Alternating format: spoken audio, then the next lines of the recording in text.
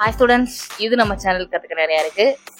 நம்ம சேனல்ல கொஞ்ச நாளாவே சைபர் அட்டாக்ஸ் பத்தி பார்த்துட்டு இருக்கோம். அந்த வரிசையில இன்னைக்கு நம்ம பார்க்க போறது பாக்கெட் ஸ்னிஃபிங் அப்படின்ற ஒரு அட்டாக்.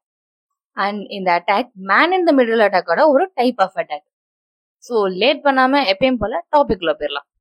ஆக்சுவலா இந்த வீடியோல வெறுமனையா பாக்கெட் ஸ்னிஃபிங்னா என்ன அப்படின்னு மட்டும் சொல்லாம அந்த பாக்கெட் ஸ்னிஃபிங் நெட்வொர்க்ல எப்படி ஒர்க் ஆகுது அப்படின்னு சொல்லி நெட்வொர்க்கிங் டாபிக்கையும் இன்க்ளூட் பண்ணி நான் சொல்லியிருக்கேன். ஏன்னா அப்பதான் உங்களுக்கு எப்படி எக்ஸாக்டா ஒர்க் ஆகுது அப்படின்றது புரியும். ஸோ டீட்டெயில்டா இருக்கும்.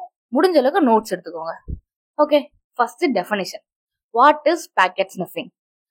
பாக்கெட் ஸ்னிஃபிங்ன்றது மேன் இன் த மிடில் அட்டாக்கோட ஒரு டைப்னு தெரியும். ஆனா இந்த பாக்கெட் ஸ்னிஃபிங்ன்றது மேன் இன் த மிடில் அட்டாக்கோட பாசிவ் டைப் ஆஃப் அட்டாக். அது என்ன பாசிவ் டைப் அப்படின்னா, நார்மலா man in the middle attack எப்படி ஒர்க் ஆகும் நமக்கு தெரியும். ஒரு டீட்டெயில் வீடியோ நம்ம ஆல்ரெடி போட்டோம். அது லிங்க் நான் டிஸ்கிரிப்ஷன்லேயே கொடுக்குறேன், மேல ஐ பட்டன்லேயே வரும், மறக்காம போய் பாருங்க. தெரியாதவங்களுக்கு நான் சிம்பிளா சொல்லிடுறேன். ஆன்லைன்ல ரெண்டு பேருக்கு நடுவில் நடக்கிற கான்வர்சேஷனை மூணாவதா ரெண்டு பேருக்குமே தெரியாம ஒரு ஆள் பாத்துட்டு இருந்தாங்கன்னா, அதாவது ஹேக்கர் இந்த கான்வர்சேஷனை பாத்துட்டு இருந்தாங்கன்னா அதுதான் man in the middle attack. So அந்த ஹேக்கர் வந்து அந்த கான்வர்சேஷனை பார்க்கலாம், அந்த டேட்டாஸ் எடுக்கலாம், இல்லை மாத்தி விடலாம், எது வேணா பண்ணலாம். ஆனா இந்த பாக்கெட் ஸ்னிஃபிங்ல ரெண்டு பேருக்கு நடுவில் நடக்கிற கான்வர்சேஷன்ஸை அந்த ஹேக்கர் ஹேக் பண்ணாலுமே பார்க்க மட்டும்தான் முடியும். அந்த ஹேக்கரால மாத்தி விடலாம் முடியாது, வேற எதையும் இன்ஜெக்ட் பண்ண முடியாது. சரி, கான்வர்சேஷனை பாக்குறதுல என்ன பிரச்சனை இருக்கு அப்படின்னு யோசிக்கலாம். ஏதாவது முக்கியமான டீட்டெயில்ஸ் பத்தி பேசுனீங்கன்னா அதை அவங்க எடுத்து வச்சுக்கலாம். முக்கியமா இது பண்றது உங்களுடைய கிரெடென்ஷியல்ஸை திருடுறதுக்கு தான். எப்படி சொல்றேன். நீங்க ஒரு செக்யூரிட்டியே இல்லாத வெப்சைட் யூஸ் பண்றீங்க. ஃபர்ஸ்ட் அந்த வெப்சைட்டுக்கு செக்யூரிட்டி இருக்கா இல்லையான்னு எப்படி கண்டுபிடிக்கிறது? நீங்க யூஸ் பண்ற வெப்சைட்ல மேல HTTPS அப்படின்னு இருந்தா அது செக்யூரிட்டி ப்ரொவைட் பண்ற வெப்சைட். நீங்க என்டர் பண்ற யூசர் நேம் அண்ட் பாஸ்வேர்ட் வெறும் ஸ்டார் தான் தெரியும் அந்த ஹேக்கர் ஹேக் பண்ணி பார்த்தாலுமே. வெறும் HTTP அப்படின்னு இருந்தா அந்த வெப்சைட்க்கு செக்யூரிட்டி எதுவும் இல்லை. அதாவது நீங்க யூசர் நேம் பாஸ்வேர்ட் ஏதாவது என்டர் பண்ணீங்கன்னா இந்த மாதிரி பேக்கெட் ஸ்னிஃபிங் அட்டாக்லாம் பண்ணி ஹேக்கர் பார்த்தா உங்களுடைய யூசர் நேம் அண்ட் பாஸ்வேர்ட் அவனுக்கு தெளிவா தெரியும். ஜஸ்ட் பார்க்க மட்டும் தான் முடியும். ஸோ இதுதான் பாசிவ் டைப். அண்ட் இப்படி பண்ற அட்டாக்கு பேர் தான் பேக்கெட் ஸ்னிஃபிங் அட்டாக். சரி, எப்படி இந்த ஹேக்கரால இந்த கான்வர்சேஷன்லாம் பார்க்க முடியுது அப்படின்னா, ஆக்சுவலா அதெல்லாம் ரொம்ப ஈஸி. அதுக்கு ஃபர்ஸ்ட் அந்த டேட்டாஸ் எப்படி டிரான்ஸ்ஃபர் ஆகுது அப்படின்ற டெக்னிக் தெரியணும். ஆக்சுவலா காமனா இந்த அட்டாக் எங்க நடக்கும்னா, யாரெல்லாம் பப்ளிக் வைஃபைல கனெக்ட் பண்ணிருக்காங்களோ அங்கதான் நடக்கும். ஃபர்ஸ்ட் நீங்களும் அந்த ஹேக்கரும் ஒரே நெட்வொர்க்ல கனெக்ட் ஆயிருக்கணும். அதாவது ஒரே வைஃபைல கனெக்ட் ஆயிருக்கணும். அது பப்ளிக் வைஃபையா இருந்தாலும் சரி, பிரைவேட் வைஃபையா இருந்தாலும் சரி. பட் மோஸ்ட் காமனா பப்ளிக் வைஃபைல நடக்கும். ஏன்னா அந்த பப்ளிக் வைஃபைல எந்த ஒரு செக்யூரிட்டியும் கிடையாது. இந்த அட்டாக் எப்படி நடக்குது அப்படின்னு ஒரு சினாரியோவா பார்க்கலாம். நீங்க ஒரு காஃபி ஷாப்ல இருக்கீங்க. அந்த காஃபி ஷாப்லயே கிடைக்கிற ஒரு ஃப்ரீ வைஃபையை கனெக்ட் பண்ணிருக்கீங்க உங்களோட லேப்டாப்லயோ இல்ல போன்லயோ.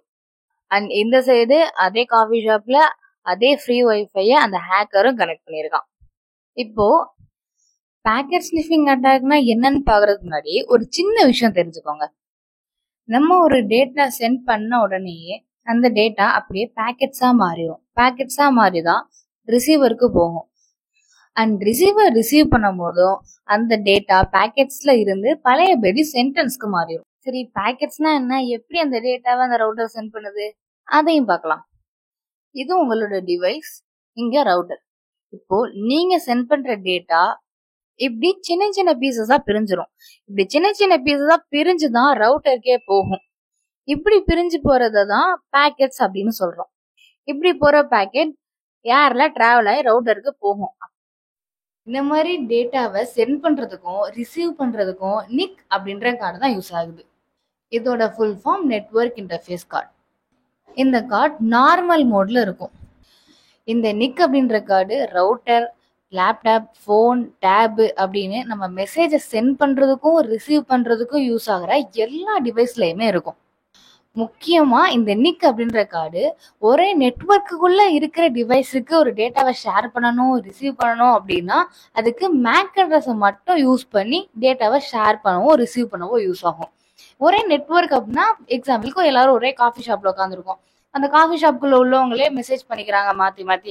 அந்த டேட்டாவை சென்ட் பண்ணணும், ரிசீவ் பண்ணணும் அப்படின்னா மேக் அட்ரஸை வச்சு மட்டும்தான் நிக் அப்படின்ற கார்டு ஒரு டேட்டாவை சென்ட் பண்ணும், ரிசீவ் பண்ணும். இதுவே வேற வேற நெட்வொர்க்ல கனெக்ட் ஆயிருக்கிற பர்சனுக்கு மெசேஜ் பண்ணணும் அப்படின்னா, அதாவது நம்ம இந்த ஊர்லயும் நம்மளோட ஃப்ரெண்ட் வந்து வேற ஏதோ வெளியூர்லயும் இருக்காங்கன்னு வச்சுக்கலாம். அந்த மாதிரி பர்சனுக்கு மெசேஜ் பண்ணணும், அந்த டேட்டாவை சென்ட் பண்ணணும், ரிசீவ் பண்ணணும்னா அதுக்கு ஐபி அட்ரஸ்னு ஒன்று தேவைப்படும். அந்த கதை இப்போ நமக்கு வேணாம், அது டாபிக்கு வெளியே போயிடும். ஏன்னா நம்ம இப்போ பேக்கெட் ஸ்னிஃபிங் அட்டாக் பற்றி தான் பார்க்குறோம். இந்த அட்டாக்ல ஹேக்கர், விக்டிம் எல்லாருமே ஒரே நெட்வொர்க்ல தான் கனெக்ட் பண்ணியிருப்பாங்க. ஓகே, ஒரு டேட்டாவை சென்ட் பண்றதுக்கோ ரிசீவ் பண்றதுக்கோ எது ஹெல்ப் பண்ணுது அப்படின்றத பார்த்தோம். ஆனா நிறைய பேர் ஒரே நெட்வொர்க்ல கனெக்ட் பண்ணியிருந்தாலும் அது எப்படி அந்த டேட்டா கரெக்டான டிவைஸுக்கு ரிசீவ் ஆகுது அப்படின்னு பார்ப்போம். அப்பதான் அந்த ஹேக்கரால எப்படி பார்க்க முடியுது அப்படின்றது தெரியும். ஓகே, இப்போ எப்படி டிரான்ஸ்ஃபர் ஆகுதுன்னு லைவா பார்க்கலாம். ஓகேவா? ஃபர்ஸ்ட் 4 பேர் ஒரு ரவுட்டர்ல கனெக்ட் பண்றோம். கனெக்ட் பண்ணோடனே அந்த ரவுட்டரோட வேலை எல்லா டிவைஸுக்குமே ஒரு ஐபி அசைன் பண்ணும். ஏன் அசைன் பண்ணதெல்லாம் கேட்காதீங்க, அதோட வேலை. ஸோ எல்லா டிவைஸுக்குமே ஒரு ஐபி அசைன் பண்ணும். அசைன் பண்ணும்போதே இது என்னோட ஐபி, இது நான் தான் நீ கொடுக்குற டேட்டாவை வெளியே அனுப்புவேன் அப்படின்னு சொல்லி அதோட அந்த ரவுட்டரோட ஐபியுமே அது எல்லா டிவைஸுக்குமே கொடுக்கும். ஆக்சுவலா அந்த வேலை பண்றது கேட்வே அப்படின்னு சொல்லுவோம். நான் உங்களுக்கு புரியணும் அப்படின்றதுக்காக இப்படி சொல்றேன். ஓகே, இப்போ எல்லா டிவைஸுக்குமே ஐபி அசைன் ஆயிடுச்சு. அந்த டிவைஸ் எல்லாத்துக்குமே கேட்வேயோட ஐபி என்ன அப்படின்றதும் தெரிஞ்சிருச்சு. ஓகே, இப்போ இதுதான் விக்டிம்னு வச்சுக்கலாம். அதாவது ஹேக்கர் ஹேக் பண்ண நினைக்கிற ஒரு பர்சன். ஸோ இந்த பர்சன் என்ன பண்ணுறாங்க, க்ரோம் ஓப்பன் பண்ணி ஒரு வெப்சைட்டை யூஸ் பண்ணுறாங்க. ஃபார் எக்ஸாம்பிளுக்கு இன்ஸ்டாகிராம்னு வச்சுக்கலாம். இன்ஸ்டாகிராமில் செக்யூரிட்டி இருக்குது, பட் இருந்தாலும் சொல்கிறேன், செக்யூரிட்டியே இல்லாத ஒரு வெப்சைட் யூஸ் பண்ணுறாங்க. எக்ஸாம்பிளுக்கு இன்ஸ்டாகிராம். ஸோ இன்ஸ்டாகிராம் ஓப்பன் பண்ணி யூசர் நேம் அண்ட் பாஸ்வேர்டை என்ட்ரு பண்ணுறாங்க. என்ட்ரு பண்ணோடனேயே அந்த ரெக்வஸ்ட் பேக்கெட்ஸாக கன்வெர்ட் ஆகி ஸ்ட்ரெயிட்டாக கேட்வே இருக்கிற ஐபிக்கு போகும், அதாவது ரவுட்டருக்கு போகும். ரவுட்டரை விட்டு ஒரு டேட்டா வெளியே போதுனாலே அதில் நிறைய விஷயங்கள் மாறும், ஐபி அப்படி இப்படின்னு.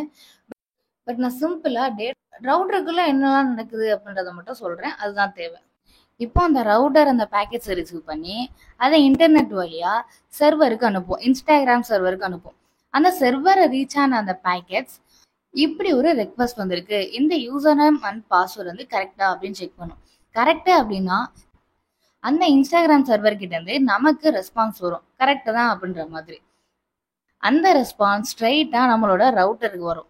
அந்த ரெஸ்பான்ஸை வாங்கின ரவுட்டர் இப்படி ஒரு ரெஸ்பான்ஸ் இந்த ஐபிக்கு வந்திருக்கு, இந்த ஐபியோட மேக் அட்ரஸ் என்ன அப்படின்னு அந்த ரவுட்டர்ல கனெக்ட் ஆகிருக்கிற எல்லா டிவைஸுக்குமே ஒரு மெசேஜ் அனுப்பும்.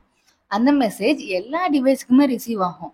ஆனா அந்த யூசரோட டிவைஸ் மட்டும்தான் அந்த மெசேஜுக்கு ரிப்ளை பண்ணும். எப்படி ரிப்ளை பண்ணும்னா, இந்த ஐபியோட மேக் அட்ரஸ் இதுதான் அப்படின்னு சொல்லி அந்த டிவைஸோடைய மேக் அட்ரஸை வச்சு ரிப்ளை அனுப்பும் அந்த ரவுட்டருக்கு. அப்புறம்தான் அந்த ரவுட்டர் அந்த யூசருக்கு வந்திருக்கிற ரெஸ்பான்ஸை சென்ட் பண்ணும். அந்த வந்திருக்கிற ரெஸ்பான்ஸ் அந்த யூசரோட டிவைஸ் நிக் கார்டு மூலியமா, அதோட அந்த மேக் அட்ரஸ் மூலியமா ரிசீவ் பண்ணிக்கிறோம்.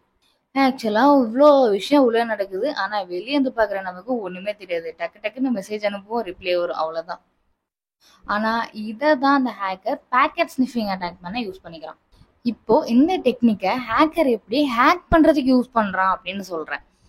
நான் சொன்னேன்ல, நிக் அப்படின்ற கார்டு மேக் அட்ரஸை வச்சு தான் ரிசீவ் பண்ணும். அந்த நிக் அப்படின்ற கார்டு நார்மல் மோட்ல இருக்கும் அப்படின்னு சொல்லி இந்த ஹேக்கர் அவனோட லேப்டாப்ல இருக்கிற நிக் அப்படின்ற கார்டை நார்மல் மோட்ல இருந்து ப்ரொமீஷியஸ் அப்படின்ற ஒரு மோடுக்கு மாத்திடுவான். அப்படி மாத்தா அந்த ஹேக்கர் வந்து ஒரு சில ஹேக்கிங் டூல்ஸ்லாம் யூஸ் பண்ணுவாங்க. இப்போ என்னடா புதுசா இது ப்ரொமீஷியஸ் மோட், இது என்ன பண்ணும் அப்படின்னு கேட்கறது புரியுது, சொல்றேன். அந்த ப்ரொமீஷியஸ் மோட் என்ன பண்ணும் அப்படின்னா, அந்த நிக்கு ஹேக்கர் டிவைஸுக்கு வர்ற டேட்டா மட்டும் இல்லாம ஹேக்கர் கனெக்ட் ஆகிருக்கிற ரவுட்டர்ல என்ன டிவைஸ்லாம் கனெக்ட் ஆயிருக்கோ அந்த டிவைஸுக்குலாம் என்னெல்லாம் டேட்டா சென்ட் ஆகுதோ, என்ன டேட்டாலாம் அந்த டிவைஸுக்கு ரிசீவ் ஆகுதோ எல்லா டேட்டாவையுமே அந்த நிக்கு ஹேக்கரோட டிவைஸுக்கும் ரிசீவ் பண்ண ஆரம்பிச்சிடும். ஸோ இந்த டெக்னிக்கை யூஸ் பண்ணி தான் எல்லா டேட்டாவும் ஹேக்கருக்கும் தெரியுது. நல்லா கவனிங்க, ஹேக்கர் டிவைஸ் வழியா டிராவல் ஆகும் அப்படின்னு சொல்லலை, ஹேக்கருக்கும் ரிசீவ் ஆகும் அப்படின்னு தான் சொன்னேன். ஸோ அதனால தான் அந்த ஹேக்கரால சும்மா பார்க்க மட்டும் முடியுது. ஸோ அந்த டேட்டா ஸ்ட்ரெயிட்டா ஹேக்கருக்கும் போகும், அதே மாதிரி ஸ்ட்ரெயிட்டா ரவுட்டருக்கும் போகும். இதுதான் பேக்கெட் ஸ்னிஃபிங் அட்டாக்.